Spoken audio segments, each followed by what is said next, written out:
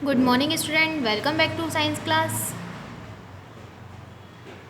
Today I am going to teach you chapter 11 बल, कार्य और ऊर्जा। बल, किसी धक्का या खिंचाव को बल कहते हैं, बल कहलाता है। बल एक बाह्य कारक है जो एक वस्तु को चला सकता है अथवा एक गतिशील वस्तु को रोक सकता है। मतलब बल वो है जो एक वस्तु को चला भी सकता है और किसी वस्तु को रोक भी सकता है। बल के प्रकार, बल के कई रूप हैं। गुरुत्वाकर्षण बल, घर्षण बल, मांसपेशीय बल और यांत्रिक बल। गुरुत्वाकर्षण बल, गुरुत्वाकर्षण बल वह बल जिसके द्वारा पृथ्वी वस्तुओं को अपनी ओर खींचती है, गुरुत्वाकर्षण के नाम से जाना जाता है। यह एक अदृश्य बल है। यह बल प्रत्येक वस्तु को पृथ्वी के नीचे की ओर खींचता है। यही कारण है कि जब आप किसी वस्तु को ऊपर की ओर फेंकते हैं तो यह नीचे की ओर गिरती है। जैसे हमने किसी भी बॉल, गेंद जो होती है उसको हमने ऊपर फेंका और फिर फेंकने के बाद वो वापस नीचे आती है तो वो हमारा क्या है? गुरुत्वाकर्षण बल। घर्षण वह बल जो एक चलती वस्तु को किसी वस्तु की गति को धीमा कर देता है अथवा रोक देता है, घर्षण कहलाता है। जैसे घर्षण के कारण हम सड़क पर बिना फिसले अथवा गिरे सड़क पर चलने में सक्षम हो जाते हैं। घर्षण बल वो है जैसे किसी चीज़ को प्रेशराइज करना, किसी चीज़ को प्रेशर करो तो वो तेज़ी से चलेगा और किसी चीज़ को प्रेशर ना करो तो वो धीमा धीमा चले, वो हमारा है घर्षण बल। मांसपेशीय बल, हमारी मांसपेशियों द्वारा लगाया गया बल मांसपेशीय बल कहलाता है। जैसे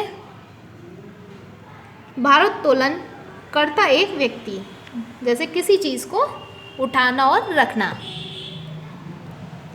यांत्रिक बल, यह मशीनों द्वारा लगाया गया बल है। मशीनें विभिन्न तरीकों से वस्तुओं पर बल लगाती हैं। आपने बड़ी बड़ी मशीनें देखी होंगी।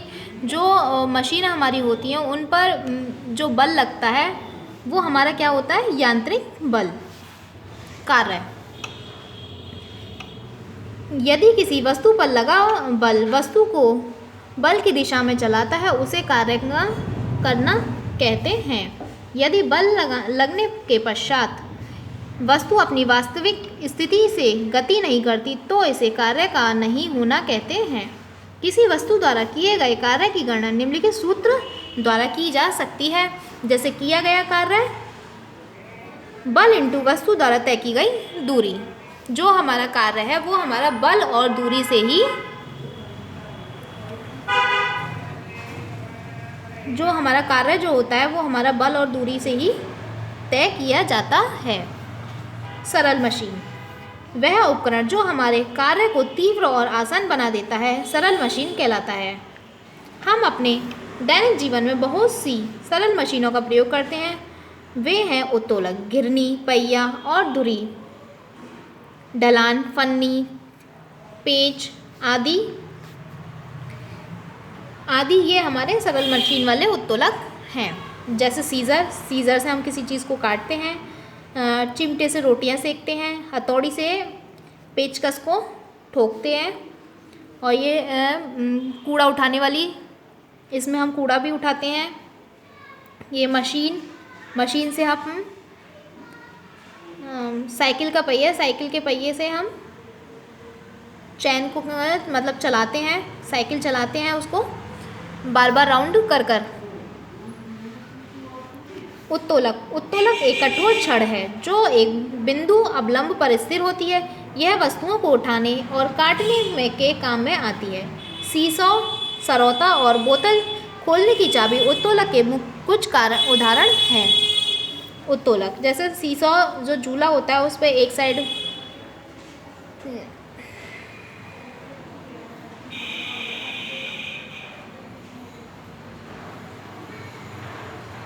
मतलब एक साइड का झुकना, प्रेशर करना, वो हमारा क्या होता है? उत्तोलक। जैसे हम ये सरौता है, सरौता को हम तेज़ी से दबाएंगे तभी तो ये हमारा कुछ कट पाएगा उससे।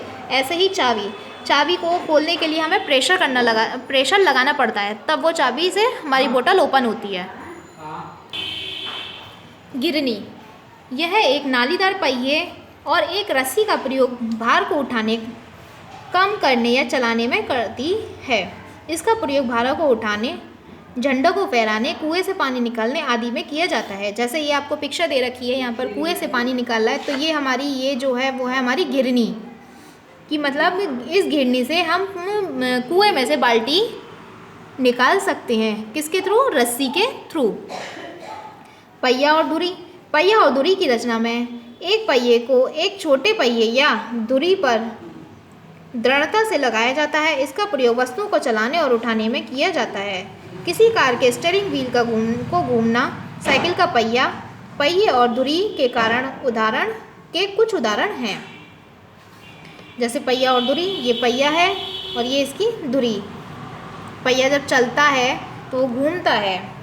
ऐसी साइकिल का पहिया, ये साइकिल का पहिया है और ये इसकी धुरी। ढलान। ढलान का प्रयोग भारी वस्तुओं को एक ऊंचे या नीचे के स्थान पर ले जाने में होता है। उदाहरण के लिए स्लाइड, फिसलन और लिफ्ट आदि।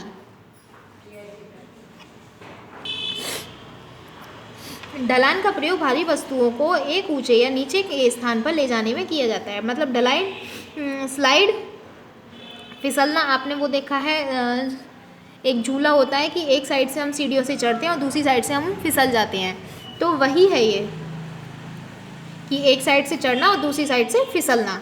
जैसे सीढ़ियों पर चलना, लिफ्ट। फन्नी। फन्नी में दो ढलुआ तल होते हैं जो एक नुकीले सिरे पर समाप्त होते हैं। इसका प्रयोग वस्तुओं को काटने में किया जाता है। उदाहरण के लिए चाकू, उस्तरा। फन्नी में दो ढलुआ तल होते हैं जो एक नुकीले सिरे पर समाप्त होते हैं। एक नुकीला सिरा है इसका, ये नुकीला है और ये चौड़ा, तो यह नुकीले सिरे पर ये समाप्त हो रहा है। तो इसका प्रयोग वस्तुओं को काटने में किया जाता है। चाकू से हम कुछ भी काट सकते हैं। पेंच। पेंच एक ढलान है जिसे एक छड़ के चारों ओर लपेटों द्वारा बनाया जाता है। यह नालीदार कील की तरह का दिखता है। जैसे ढक्कन, बोल्ट आदि पेंच के उदाहरण हैं। जैसे ये ढक्कन है, ये पेंच का है। ऐसे ये बोल्ट जब इसको हम बार बार घुमाएंगे तो ये कस जाएगा। तो पेंच। ऊर्जा। कार्य करने की योग्यता या क्षमता को ऊर्जा कहा जाता है। जब कोई कार्य किया जाता है तो ऊर्जा का प्रयोग होता है। प्रत्येक वस्तु जो कार्य करती है अथवा चलती है उसे किसी न किसी प्रकार की ऊर्जा की आवश्यकता होती है। ऊर्जा के प्रकार: सौर ऊर्जा, पवन ऊर्जा, गिरते हुए पानी से ऊर्जा, ऊष्मीय ऊर्जा, विद्युत ऊर्जा, मांसपेशीय ऊर्जा। ये हमारे ऊर्जा के टाइप्स हैं। सौर ऊर्जा। सूर्य से प्राप्त ऊर्जा को सौर ऊर्जा कहते हैं। ये हमारे पृथ्वी ग्रह पर सूर्य ऊर्जा का एक अद्वितीय स्रोत है। हरे पौधे सूर्य की ऊर्जा का प्रयोग अपना भोजन बनाने में करते हैं। हम इस ऊर्जा का प्रयोग सोलर कुकर, सोलर हीटर आदि में करते हैं। आजकल सोलर सेल चल रहे हैं जिससे हमारी लाइट धूप से वो चार्ज हो जाती है और हमारी लाइट चालू हो जाती है। तो ये भी वही है, ये धूप से चार्ज होते हैं। ये सोलर सिस्टम, ये धूप से चार्ज होते हैं और फिर इन पर हम कुछ भी कार्य कर सकते हैं अपना। पवन ऊर्जा।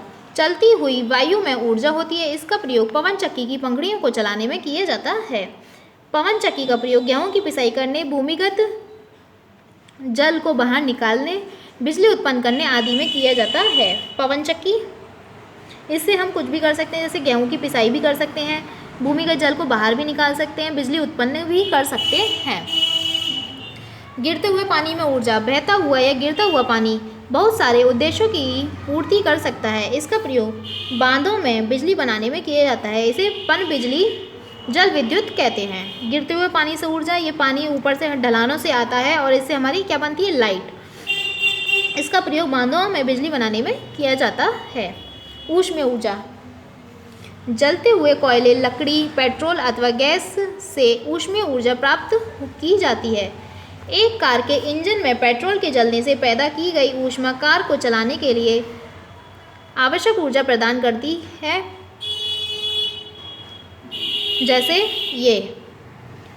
जैसे क्या बोलते हैं, चूल्हे को हमने कोयले वगैरह लगाकर उसमें आग लगा दी तो ये हमारी ऊष्मीय ऊर्जा हो गई। मतलब किसी चीज़ की ऊष्मा को प्राप्त करना, वो हमारी क्या हो गई, ऊष्मीय ऊर्जा। कैसे?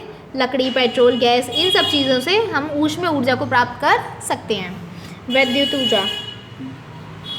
विद्युत ऊर्जा से प्राप्त विद्युतीय ऊर्जा कहलाती है। इसका प्रयोग बिजली के बल्ब को प्रकाशित करने और विभिन्न विद्युत उपकरणों जैसे इस्त्री, रेफ्रिजरेटर और गीजर चलाने में किया जाता है। विद्युत ऊर्जा जो हमारी नॉर्मल लाइट होती है उसे हम विद्युत ऊर्जा कहते हैं, जिसका उपयोग हम लाइट चलाने में, गीजर, रेफ्रिजरेटर, प्रेस, जो लाइट के जो हमारे काम होते हैं उन सबको यूज़ करने में करते हैं।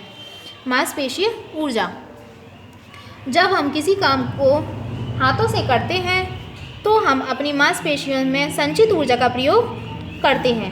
मानव की मांसपेशियों में संचित ऊर्जा मांसपेशीय ऊर्जा कहलाती है। मांसपेशीय ऊर्जा किसी काम को करना, मतलब हमारे शरीर का चलना, हमारे हाथ पैरों का चलना, वो हमारी मांसपेशीय ऊर्जा है। वो हमारी मांसपेशीय ऊर्जा है। Read the whole chapter carefully. Thank you.